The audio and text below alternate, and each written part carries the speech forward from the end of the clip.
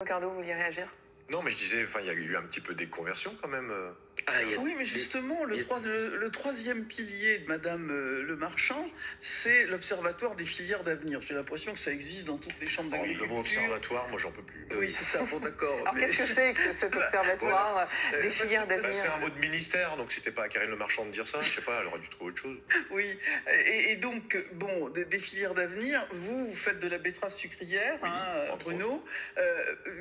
Donc, qu'est-ce que vous voyez, comment vous voyez votre métier dans 10 ans? Vous avez envie d'évoluer, de faire autre chose Comment on transforme une exploitation agricole? Si je veux pouvoir continuer ma mission, donc comme j'ai dit, de continuer à produire des aliments sains et à bon marché et gagner de l'argent pour continuer à transmettre à mes enfants, il faut du revenu. Parce qu'avec du revenu, je fais tout.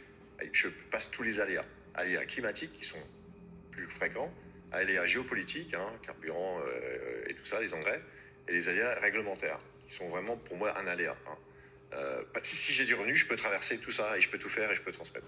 Si on prend l'exemple du sucre, là j'ai un gros souci de distorsion de concurrence, voilà, vraiment déloyale intra-européenne. Voilà. Je n'ai pas la même règle du jeu que les voisins européens pour produire des betteraves, et le prix de mes betteraves a été fortement impacté, entre autres avec l'Ukraine. Il n'y aurait pas d'intérêt pour vous à aller vers le bio?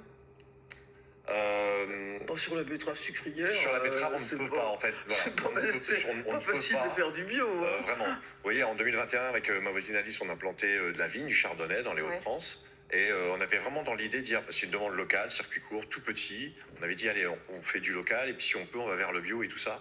Et en mai, on a eu une grêle colossale. Et donc, on marchait cuivre, soufre, voilà, nickel.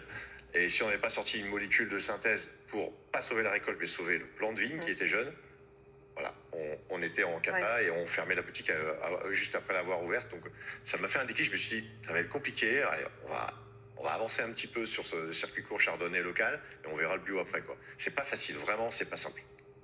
Mais la science progresse vite pour vous aider à vous débarrasser de tous les pesticides. Évidemment. Et parlons-en d'ailleurs. On aurait vraiment besoin de plus de recherche. Elle est où la recherche aujourd'hui? L'INRA? Elle existe, oui, l'INRA, Arvalis, tout ça, très bien, vraiment. Mais est-ce que c'est suffisant? J'aimerais qu'on écoute après.